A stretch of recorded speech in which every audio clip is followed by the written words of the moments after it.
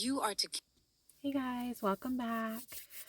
Um, Welcome if there's any newcomers. I've been reading the Bible, a couple chapters a day, praying, getting to know God. And if you want to join, you can start at the beginning or you can start now. The biggest thing, if you're unsure of where to start, if you're interested in getting to know God and bringing Him into your life, prayer is a very great place to start. So, just find somewhere where you can go be alone for a few minutes and just pray to God and just ask Him, like, hey, I want to get to know you. Guide me on how to do that. And He'll guide you the rest of the way. So, just put it out there, give Him a chance. You have nothing to lose. Just a little bit of your time, and that's it. And then, when you're ready, you can start reading the Bible. And I know it can seem overwhelming, so, just break it up into pieces, which is what I've been doing, a couple chapters a day. So, okay, guys. I'm feeling a little stressed and down today, so I just kind of want to get started on today's chapters. So, let's get going. Count 7 weeks, counting the weeks from the time the sickle is first put to the standing grain. You are to celebrate the festival of weeks to the Lord your God with a freewill offering that you give in proportion to how the Lord your God has blessed you. Rejoice before the Lord your God in the place where he chooses to have his name dwell. You, your son and daughter, your male and female slave, the Levite within your city gates, as well as the resident alien, the fatherless, and the widow among you. Remember that you were slaves in Egypt. Carefully follow these statutes. You are to celebrate the festival of shelters for 7 days when you have gathered in everything from your threshing floor and winepress. Rejoice during your festival, you, your son and daughter, your male and female slave, as well as the Levite, the resident alien, the fatherless, and the widow within your city gates. You are to hold a 7-day festival for the Lord your God in the place he chooses, because the Lord your God will bless you in all your produce and in all the work of your hands, and you will have abundant joy. All your males are to appear 3 times a year before the Lord your God in the place he chooses, at the festival of unleavened bread, the festival of weeks, and the festival of shelters. No one is to appear before the Lord empty-handed. Everyone must appear with a gift suited to his means, according to the blessing the Lord your God has given you. Appoint judges and officials for your tribes in all your towns the Lord your God is giving you. They are to judge the people with righteous judgment. Do not deny justice or show partiality to anyone. Do not accept a bribe, for it blinds the eyes of the wise and twists the words of the righteous. Pursue justice and justice alone, so that you will live and possess the land the Lord your God is giving you. Do not set up an Asherah of any kind of wood next to the altar you will build for the Lord your God. And do not set up a sacred pillar. The Lord your God hates them. Do not sacrifice to the Lord your God an ox or sheep with a defect or any serious flaw, for that is detestable to the Lord your God. If a man or woman among you in one of your towns that the Lord your God will give you is discovered doing evil in the sight of the Lord your God and violating his covenant, and has gone to serve other gods by bowing in worship to the sun, moon, or all the stars in the sky, which I have forbidden, and if you are told or hear about it, then investigate it thoroughly. If the report turns out to be true that this detestable act has been done in Israel, you are to bring out to your city gates the man or woman who has done this evil thing, and stone them to death. The one condemned to die is to be executed on the testimony of 2 or 3 witnesses. No one is to be executed on the testimony of a single witness. The witnesses. So, I know for a few days now I've been like, why would God ask us, humans to kill someone? Like, that's horrible. And when I was praying last night, God actually helped kind of like enlighten me a little bit about that. So basically, these people are that he's saying you're to stone to death and to kill or put to death, are trying to turn you away from God. And, you know, that's bad because, you're supposed to stay with God. You're supposed to stay with Him so that you can go to heaven and have eternal life with Him. Because if you don't, you go to hell. And I'm still new at all this, so please correct me if I'm wrong. But um, so basically, God was like, well, if someone was trying to like harm you physically or any way, like you would defend yourself, like to the death if you had to. And so to him, it's almost on the same level as when someone is actively trying to turn you away from God, who's actively trying to take you away from God and your eternal life and God's will and staying in his lane. To him, it's almost the same. It's almost equivalent in as if someone's trying to like kill you, basically. It's just not like how we see it. It's not someone coming up to me and trying to stab me. They're trying to basically turn me away and kill me spiritually, um, in a way. So that was kind of what he like clarified a little bit for me, and I hope I said that in a way that was understandable. So I get it. I get why he's saying that these people that are doing these things are trying to actively turn the Israelites away from God are to be put to death because, what they're doing is trying to take them away from God and eternal life and heaven. And that is spiritual death, basically. And you have to defend yourself, spiritually when someone's trying to kill you, or if someone's actually trying to like stab you or, like kill you. You defend yourself, and God's saying like, no, don't allow these people to try to turn you or nothing. Like, just these people are bad and they need to be like, and that's for him to decide. That's not for us humans to decide. That's for God to decide. Like, he knows, he sees. I mean, who knows? These people that he's saying you need to stone them to death, maybe they might do worse in the future if they're left alive, and maybe only God knows that. I don't know. It's, there's multiple possibilities, but yeah, so that was what he shared with me. And I hope that I explained that well. I'm not always great at explaining things super great. Hands are to be the first in putting him to death, and after that, the hands of all the people. You must purge the evil from you. If a case is too difficult for you, concerning bloodshed, lawsuits, or assaults, cases disputed at your city gates, then go up to the place of the Lord your God chooses. You are to go to the Levitical priest and to the judge who presides at that time. Ask, and they will give you a verdict in the case. You must abide by the verdict they give you at the place the Lord chooses. Be careful to do exactly as they instruct you. You must abide by the instruction they give you and the verdict they announce to you. Do not turn to the right or the left from the decision they declare to you. The person who acts arrogantly, refusing to listen either to the priest who stands there serving the Lord your God or to the judge, must die. You must purge the evil from Israel. Then all the people will hear about it, be afraid, and no longer behave arrogantly. When you enter the land the Lord your God is giving you, take possession of it, live in it, and say, I will set a king over me like all the nations around me. You are to appoint over you the king the Lord your God chooses. Appoint a king from your brothers. You are not to set a foreigner over you, or one who is not of your people.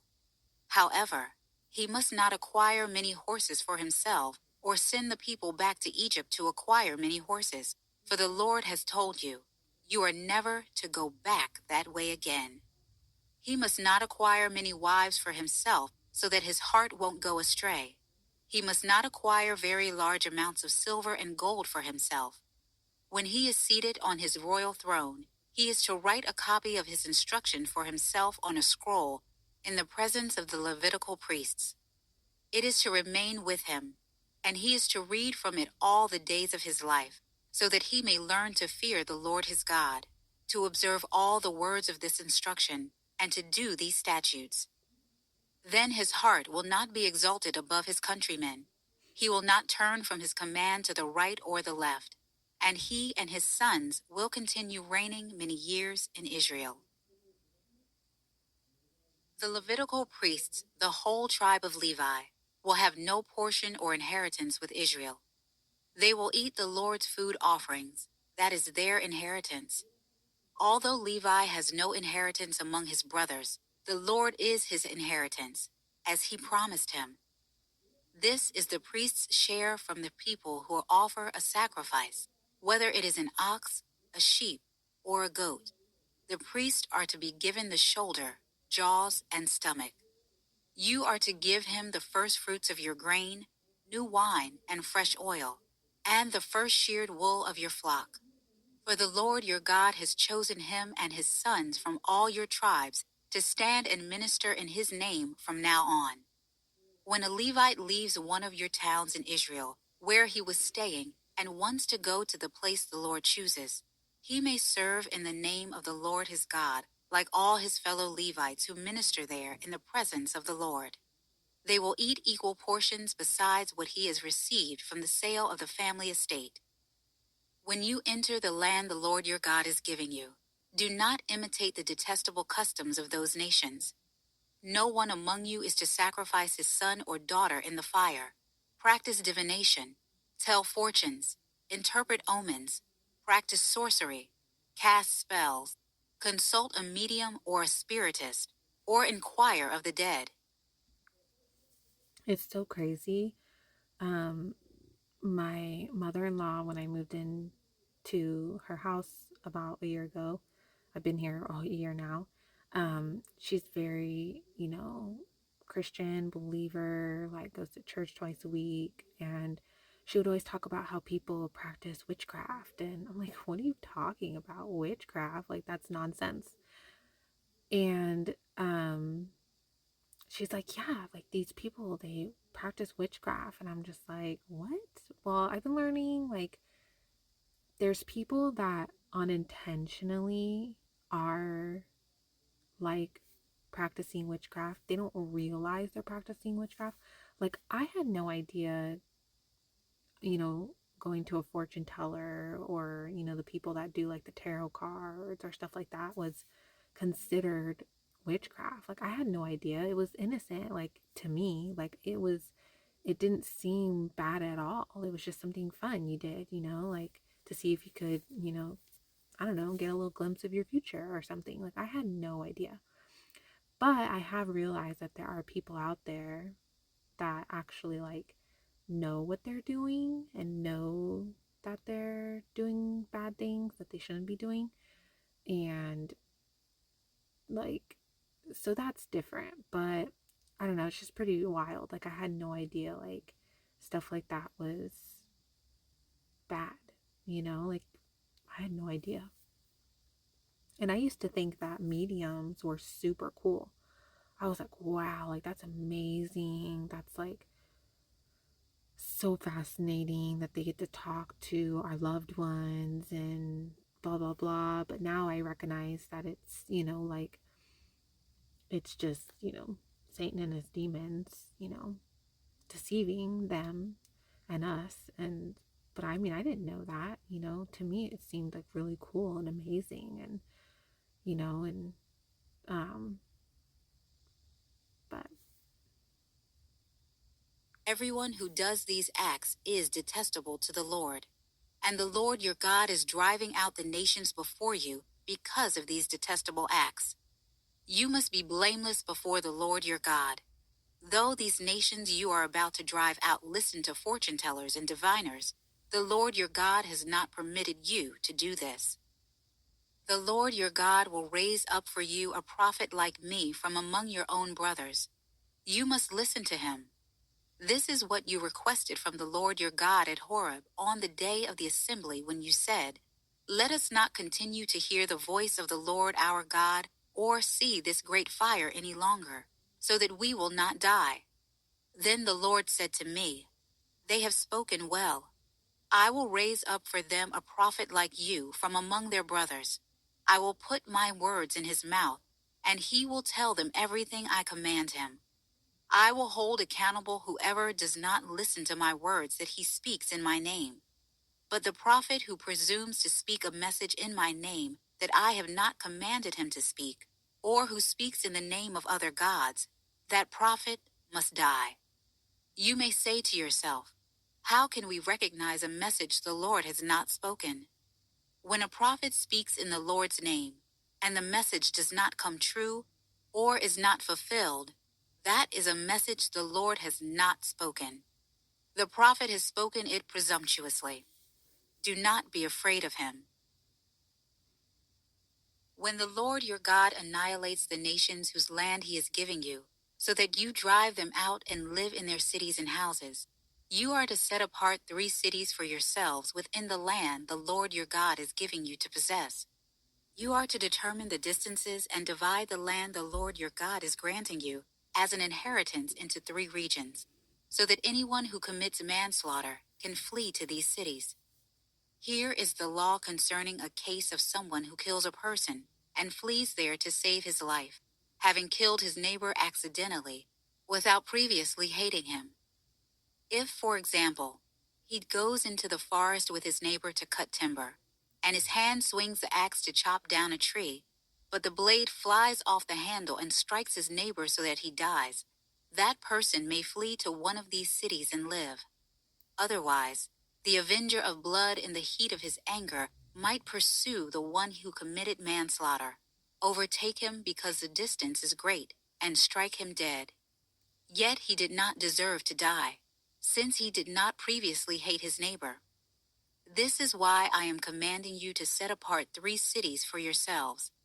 If the Lord your God enlarges your territory as he swore to your ancestors, and gives you all the land he promised to give them, provided you keep every one of these commands I am giving you today and follow them, loving the Lord your God and walking in his ways at all times, you are to add 3 more cities to these 3. In this way, innocent blood will not be shed, and you will not become guilty of bloodshed in the land the Lord your God is giving you as an inheritance. But if someone hates his neighbor, lies in ambush for him, attacks him, and strikes him fatally, and flees to one of these cities, the elders of his city are to send for him, take him from there, and hand him over to the avenger of blood, and he will die. Do not look on him with pity, but purge from Israel the guilt of shedding innocent blood, and you will prosper. Do not move your neighbor's boundary marker, established at the start in the inheritance you will receive in the land the Lord your God is giving you to possess. One witness cannot establish any iniquity or sin against a person, whatever that person has done. A fact must be established by the testimony of 2 or 3 witnesses. If a malicious witness testifies against someone accusing him of a crime, the 2 people in the dispute are to stand in the presence of the Lord before the priests and judges in authority at that time. The judges are to make a careful investigation. And if the witness turns out to be a liar who has falsely accused his brother, you must do to him as he intended to do to his brother. You must purge the evil from you. Then everyone else will hear and be afraid, and they will never again do anything evil like this among you. Do not show pity. Life for life, eye for eye, tooth for tooth, hand for hand, and foot for foot. Man, God doesn't play around, does he? Okay, guys. Well, I hope that, you know, If you're watching along with me now or in the future, and this is your first time reading the Bible as well, I hope that, doing this together is helping you in some way. If nothing comes of these videos, I'm finding that doing them anyways is really helping me. So, God has a reason, right? Well, if you can hear that, that's my daughter crying. So I have to go. Nap time is over. I'll see you guys tomorrow.